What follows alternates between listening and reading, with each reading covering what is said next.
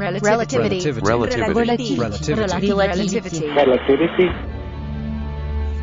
dedicated to those sorts of things. And I just finished Introduction to AI, which was a very cool course. Yeah. Well, I can understand why you'd be drawn to it. But we're doing our David Deere style introduction, by the way. This is and if that doesn't make sense to you, you need to be listening to Ninth World Journal. I'm now talking to the audience, but David does this thing where instead of, the kind of cold open, we're here talking to, it just sort of drifts in. I like that. But for sake of clarity, I'm Lee Shackelford, and I'm talking to Alex Kendal. And we were talking about artificial intelligence because Alex and I this is the first time I've ever seen Alex, and it's through video. But we've gotten to know each other via Twitter, talking a lot about artificial intelligence. And obviously, Alex, because this is now a real thing in the real world, when I was in college, it wasn't an available thing to study. Obviously, Relativity is kind of deeply involved with at least a fictional idea of artificial intelligence. And I think, Alex, you may have been the one that pointed out that all of these, especially the spacefaring science fiction podcasts that are right now, they all have AI characters. Oh, I love it. It's my favorite part. Yeah, you've got to be following them all just to see what their AI characters are doing. Right? And they range from the silly on Oz 9 to some pretty grim, some pretty dark AIs. But I sort of backed into it on Relativity. I really wanted to have somebody else for Chris to talk to. And I realized that once we got the power back on, that meant all the ship's computers were going to be back on. I thought, well, we need a voice. We need the kind of HAL 9000. And the more I started writing that, just the more Nadia kind of took off. And I'm always skeptical about writers who say, my characters surprised me. But this time, it really did happen. And and you've had a lot of helpful and lovely things to say about that. What do you suppose is the fascination? Why do you think you're interested in artificial intelligence? Well, okay. There's two sides to it because there's real artificial intelligence and the technology and study and science that goes into that. And then there's the fictional characters and the exploration you can do in fiction with the concept of a robot or an android or a artificial intelligence or whatever else.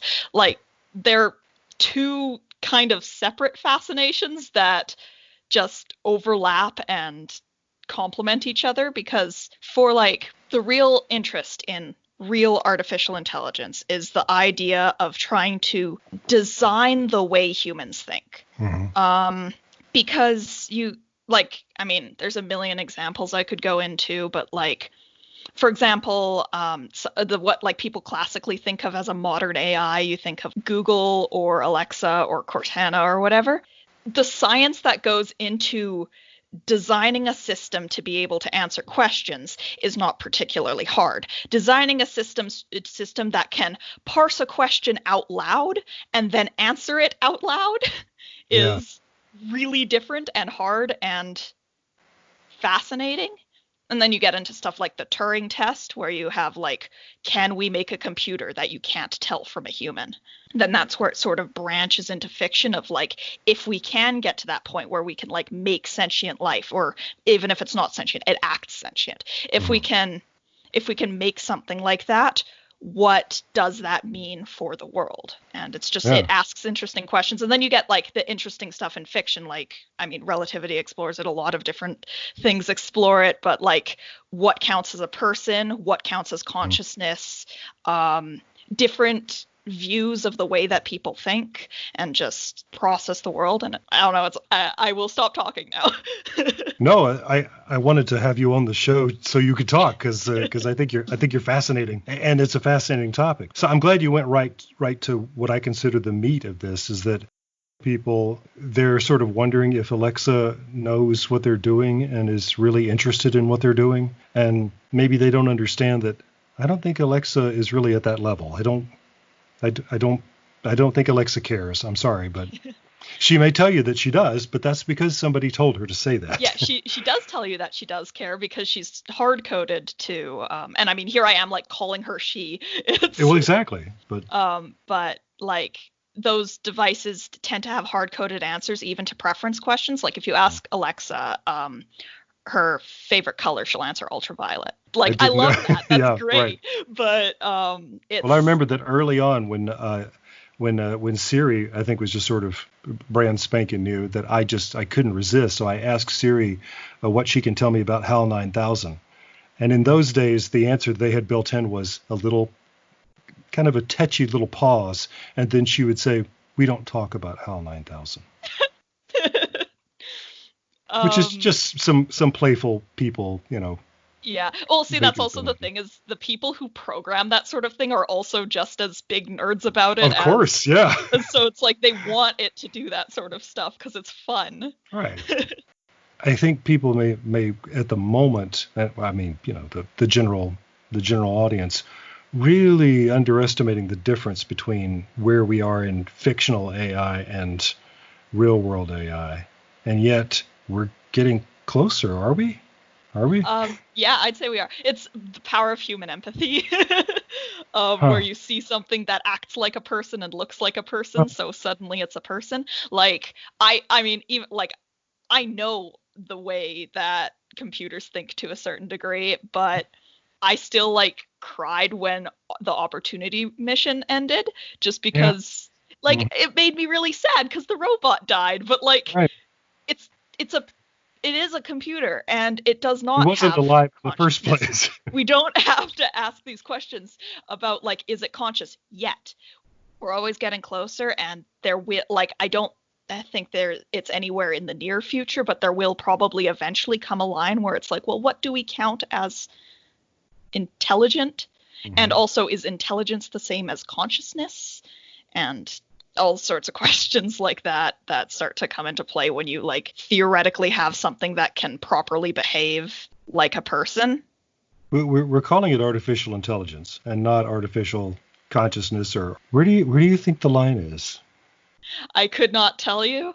It's above your pay grade. Yeah, certainly. Because I know there's a Star Trek episode that explores this in early season 2, Next Generation. Yeah. But Well, I was going to ask if you know Measure of a Man, because that's yeah, that I do. was sort of a breakthrough for, I think, a lot of people, was because it ends sort of with the judge, spoiler, saying, "We're really asking if Data has a soul." Well, I don't know if I have a soul. Yeah, well, it's because we don't know what consciousness is in a human, That's or right. even in animals. Like, we don't know which animals count as, like, if any animals count as sentient. Like, Right. dolphins, maybe. Octopuses. Yeah. Is a dog sentient? Is a parrot? A parrot can talk. A parrot can Yeah. talking.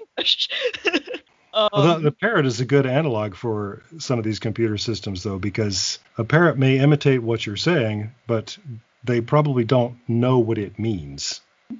And then there's the extra layer of they don't know what it means, but they know what it gets them. That's right. And I suspect that Alexa probably is basically a parrot then. Sure. So, probably that's interesting. Another one of Amazon's services is called Amazon Polly. Anyway, and Amazon Polly, by the way, is what I use to make Nadia's voice. Oh, so I was actually going to ask you that, because I was pretty sure it was a synthesized voice, but I was not 100% sure. Yeah, which is how good Amazon Polly is, right? Yeah, I think that for all the AIs on all of these sci-fi podcasts, I think we still have the distinction of being the only one that is actually a robot. As far as I'm aware, I mean, not to like vouch for my own knowledge in sci-fi podcasts, You but know a lot. I have listened to a lot of them. Yeah. I can probably list 30 AIs off the top of my head, and I don't know any others that are, off the top of my head, actual robots. I love the convenience of it, because I can call on her at any time of the day or night, of course. But it's certainly, I don't know, it's easier to get subtleties of performance if you have an actor. So I know that's one of the reasons why other people are using real people. Yeah, and I mean, sometimes, it also depends what degree of, I don't know, roboticness versus humanness you want in the tone of voice of said like AI, because that also varies from story to story, is where in AI development that AI is supposed to like exist, right. Which is an interesting thing to explore also. I've already wondered if I've shot myself in the foot by saying that Nadia is growing and evolving, and that she, like Data, really wants to be human. So, like, oh dear, now, now this is going to just keep getting harder to write and harder to make that voice work. But I have a friend who is a game designer, and he was telling me about, he was working for one of the big guys, Electronic Arts. I can't remember now, but he was talking about the engine that they were designing to run the game. And this is probably old news to you. You may know exactly what I'm talking about, but they basically killed the project because what was going to happen in the game was that every time you played any part of the game, the computer would learn everything that you did and then outmatch you. So it was designed to be a learning system so that the level of skill required to keep playing the game would keep escalating.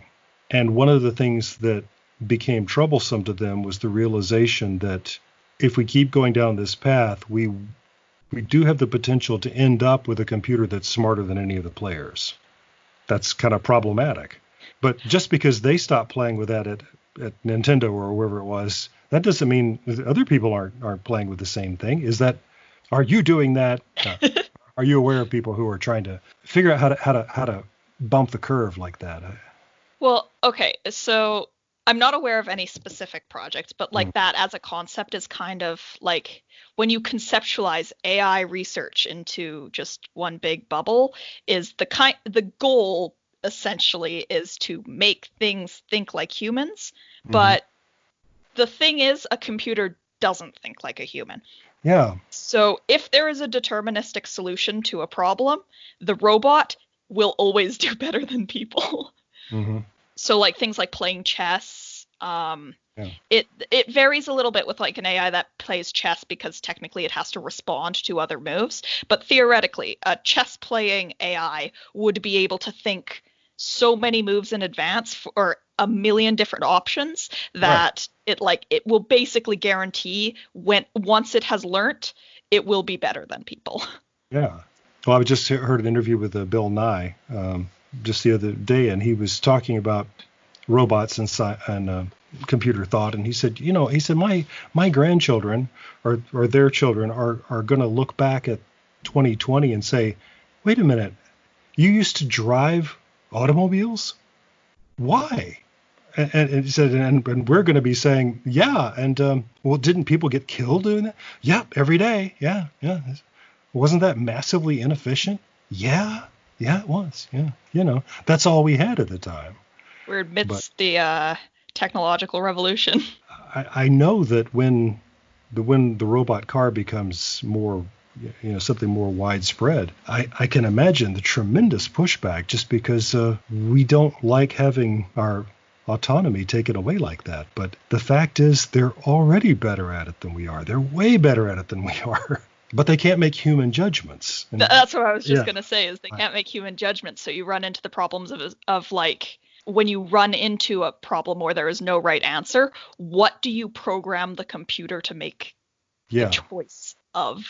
To dig into sci-fi again tends to be a covered topic of like, we have these theoretically thinking machines and they know what they're doing and they're conscious, but they still have these programmed like human safety overrides, like something along the lines of like Asimov's laws generally is programmed into any given fictional AI, just because it's like, well, we need, regardless of what it wants to do, we need it to do certain things.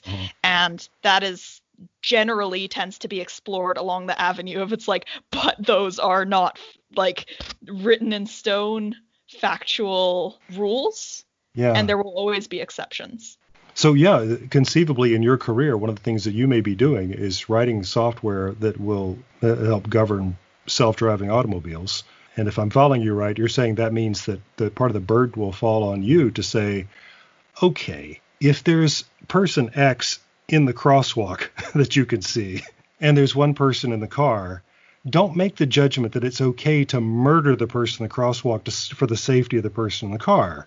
Okay? Which, just side note, if you had Asimov's laws in place, would protect the owner over the like the owner of the car over the random other person. Well, and I think that's why that's the example that comes up, is that if we're not supposed to do any harm, what happens when a robot gets in the conflict of but one of these things is going to harm somebody, so what do I do now? You'll have to be the human being who's saying, okay, in that circumstance. Yeah, that's why I think there aren't many professional software engineers, because once you've signed off on being a professional, you're the person who has to sign the paperwork that says, if this hurts people, it's my fault. Yeah. And its software is so finicky that no one wants to do that. That's scary. I have never heard that before. That's an amazing insight, but it makes sense. I mean, how can you possibly know what the implications are down the road for what you've done? Mm-hmm. It's only started to kind of make a rise too, because like as a professional mechanical or civil engineer, you hear stories about the people who end up going to prison when like a bridge falls. Mm-hmm. But that's right. That applies to software as well. Yeah. What happens when the self-driving car murders people? Mm-hmm. Yeah. Well, you make me want to look more into this, but I know that for all of us who are interested in robotics, I mean, there was a factory robot that killed somebody in like 1976, and that was a discussion at the time was, well, whose fault is that? The factory worker on the floor, he was somewhere he wasn't supposed to be, but if there had been a person doing that job, they wouldn't have just clobbered him with a giant metal arm, but the robot just didn't know he was there, but he was still dead. Who's to blame? I'm not totally sure how it works in the States, but yeah, the concept of a professional engineer is something that has slowly been ingrained into me throughout university, because you have to actually like register as a professional engineer here. That's interesting. Well, all of which is building towards a question. What do you think is the next big thing technologically, the world changer? You know, the internet and the cell phone, I think, are complete game changers. That's a good question, but I don't know if I have an answer. Should have given you that one in advance, right? Yeah. Well, because it kind of varies based on, because I'm sure there are plenty of game-changing technologies upcoming, but it's really hard to predict what specific thing will come first or what will make the bigger impact. Okay. Because I think of things off the top of my head, I think stuff like self-driving cars and the also AI in general, in terms of just like accessibility and usefulness of it, will increase over time, and it will like stuff like the Internet of Things and smart homes. I'm not sure to what degree those words are like commonplace, so call me out if I'm saying things that don't make sense. I feel like people are getting pretty hip to the Internet of Things. Oh, I believe that. I have no frame of reference. Well, I'm not sure I do either. So but how would you describe it for the layperson who doesn't know what we're talking about? The Internet of Things is basically the interconnectedness of different technologies within day-to-day circumstance. Smart devices is kind of the more marketed term of stuff like when you ask Alexa to turn on your light, it requires interconnectivity between the electricity in your house and your light and your AI home assistant. And as you get more and more of that sort of thing with like door locks and mail delivery and whatever else, it all gets interconnected into this. We are living in a world where the internet connects everything, including just the day-to-day items in your house. You especially see that with as things like Alexa get more popular, is they tend to, along with the Home Assistant thing itself, is half the Home Assistant's ability is to control smart devices. I have a friend who has a Tesla, and he's told me that because it's connected to the Internet of Things at his house, that as he's approaching his house, he just likes to say to the dashboard, "Open the garage door and turn on the lights in the stairwell." And if he's 15 minutes out and he's turned down the heater in his house when it's cold, he'll tell the car to tell his house to turn the heat up so it'll be warm when he gets there. And I think, if that becomes ubiquitous, I think people will love that. Yeah, it's super convenient. It's just in security engineering, there's always this graph that I think of. I remember seeing during my security engineering class that was basically a bimodal graph of security versus convenience. And you have to find the sweet spot on that graph that you want your specific piece of technology to fit on, because people don't like things being inconvenient, but they also don't want them to be insecure. Yeah. So, and stuff like the Internet of Things really just showcases that trying to find that sweet center point where it is secure enough and it is safe to use, but also it's convenient. Yeah. Yeah, I had this conversation with my mother, who is in her 80s, and sometimes she'll say, I really wish I could have one of these things. And I'll say, Mom, you can get that on Amazon. And she says, I'm not going online with my credit card. I'm not going to give them the numbers that connect to my bank. I'm not going to do that. So there's the convenience that would be, sometimes all she needs, but she's not going to trade the security for it. Yeah, it varies person to person. And the thing is also with like, especially people like myself who kind of grew up in the peak of the technological revolution, where like I was 9 when the first iPhone came out. Yeah. And I remember specifically, I had an iPhone 3 in grade 8 as a gift, and everyone thought I was really cool for it. Yeah. And that's like 8 years ago. And even by the end of high school, everyone had an iPhone. Like, that wasn't even a thing, like, or at least a smartphone.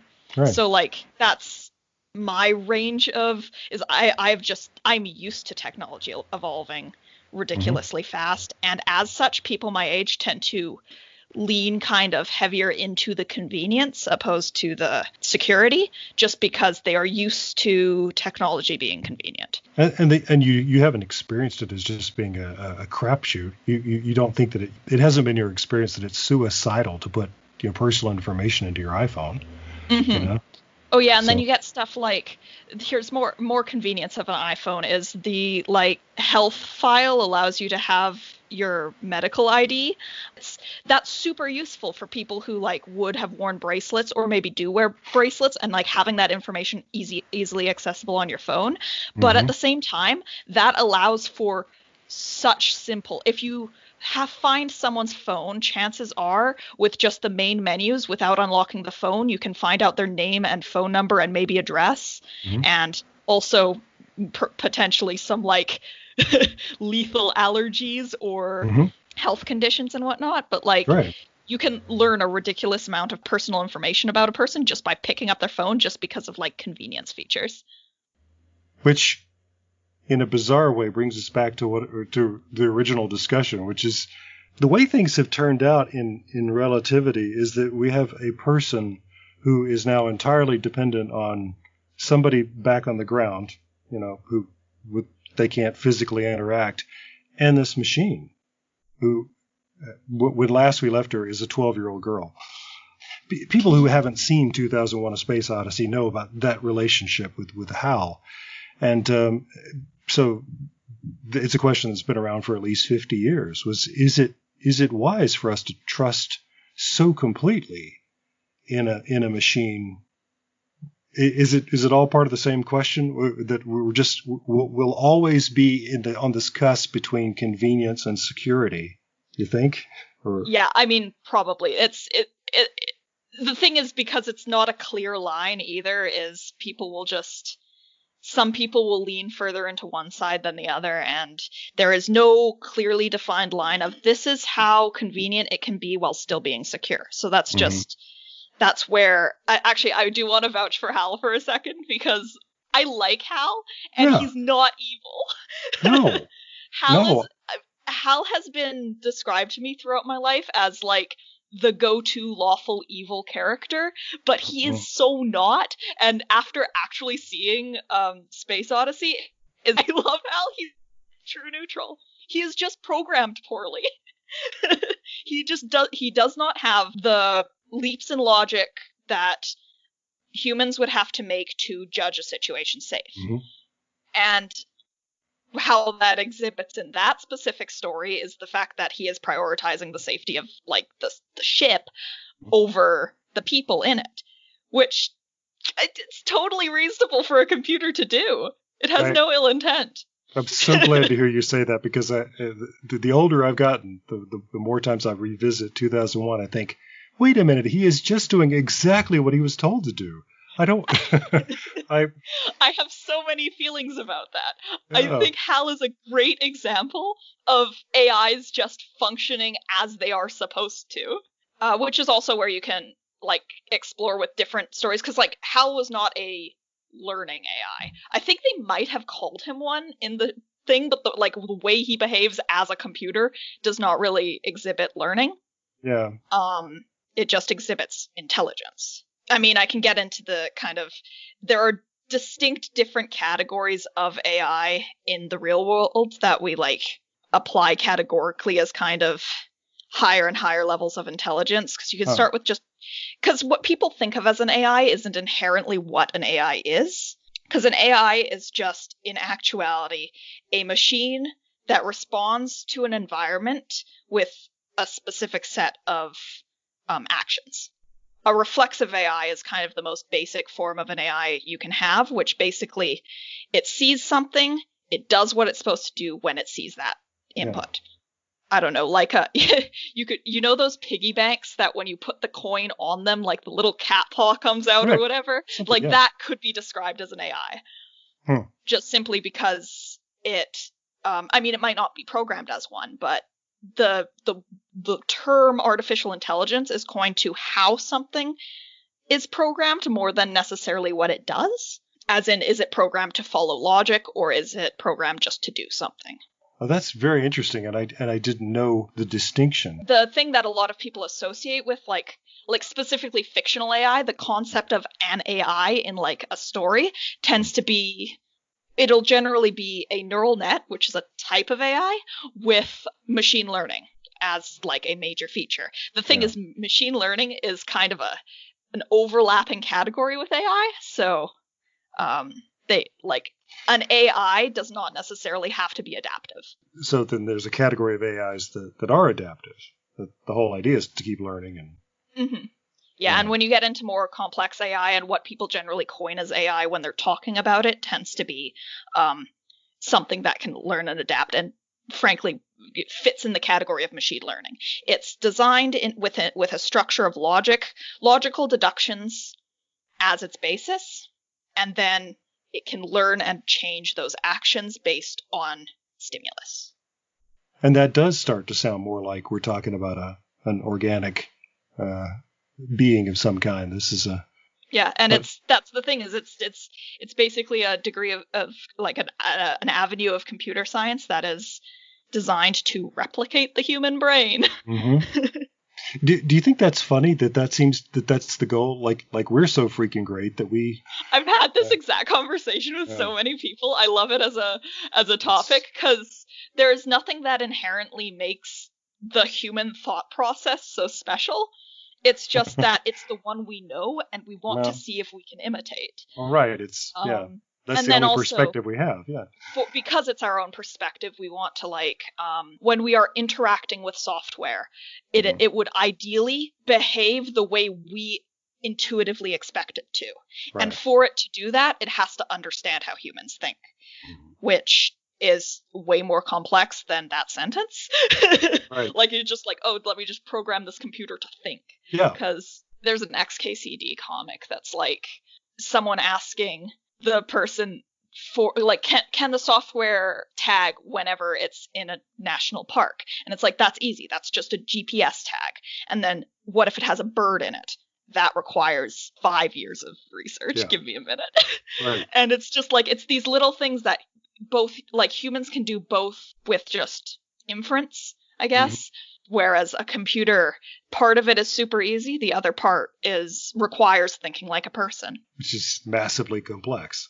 Which is where I you've probably seen me tweet about it, frankly, because I talk about it a lot. It's one of my favorite kind of thought experiments when I'm thinking about specifically like well-developed fictional AIs, like thinking Nadia or like Hera from Wolfrey 59 or Andy from Marsfall, like those sorts of, or Data, frankly, from Star Trek, like any sort of like AI where the story includes how they experience the world. One of my favorite things to conceptualize around that, this is me getting into my deep engineer nerd lore.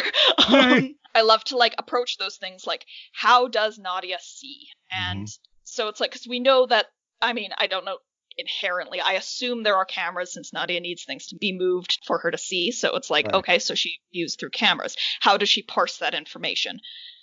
Image processing is a huge thing that is a lot of work to do.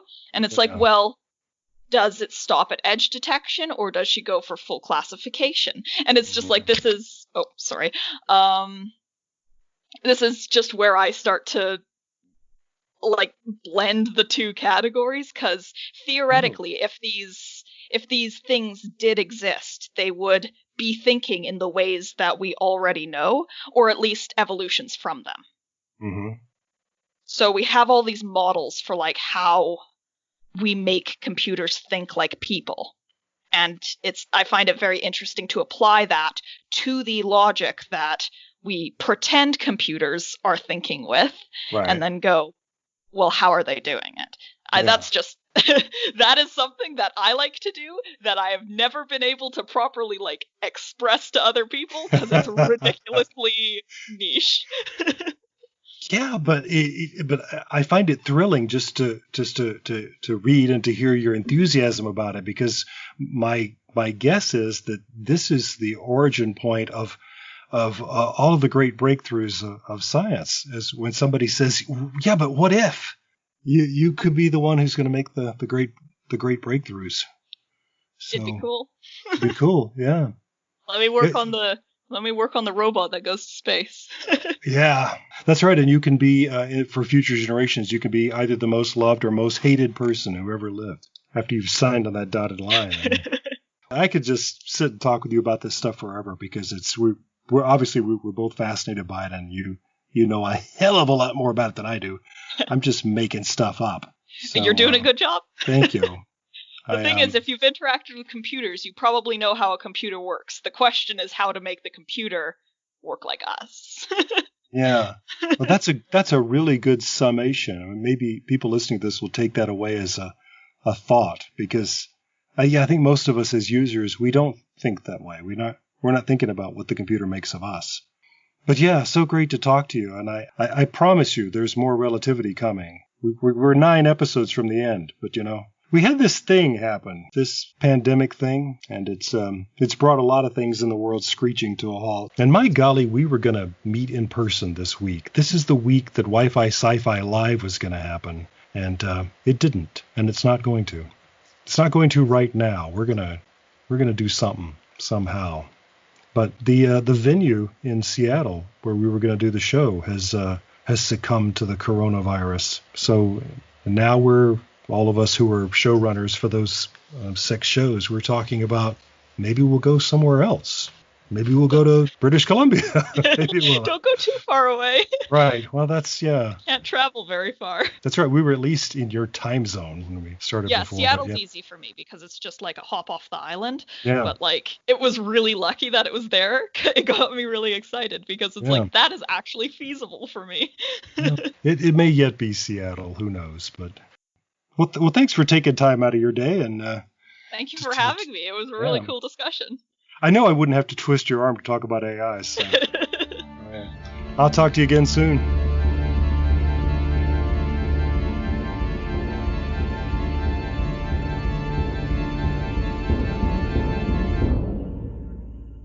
Relativity.